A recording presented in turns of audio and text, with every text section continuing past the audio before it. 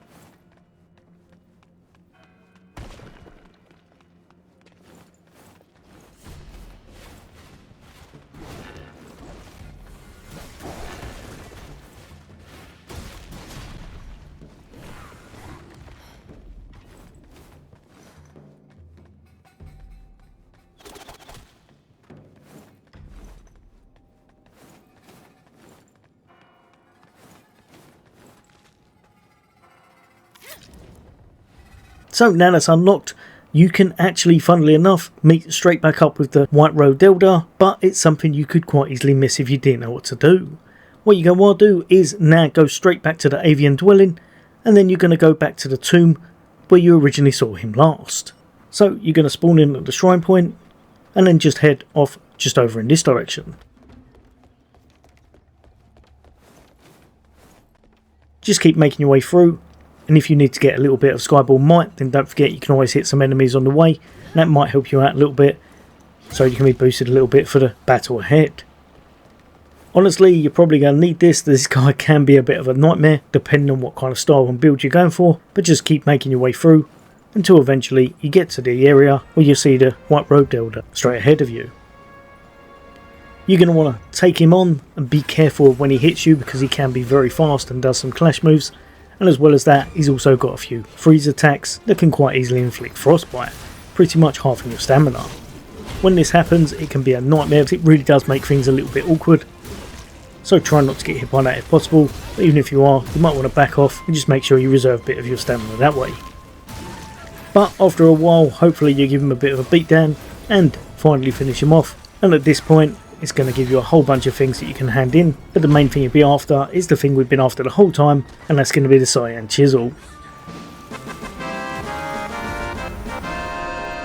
Honestly, the way they've kind of done this whole quest line and the way that they've put it so close to the end game, you quite easily go straight into New Game Plus without unlocking this, meaning you'd have to do it at the very end of your next playthrough and not really be able to equip 5 of those needles in your build. Have a lot of fun enhancing your damage and such. But yeah, now that's all done, you can go straight into your skill tree and then grab all of your favourite needles and chuck them in place in order to make your build a lot more powerful. But yeah, there's going to be a load more content away from me, hints, tips, guides and builds, plus a whole bunch of items that you should be looking out for. But this is just one thing I wanted to let people know because it can be a bit of a pain, and like I said, is another item in the game that's quite easily missable.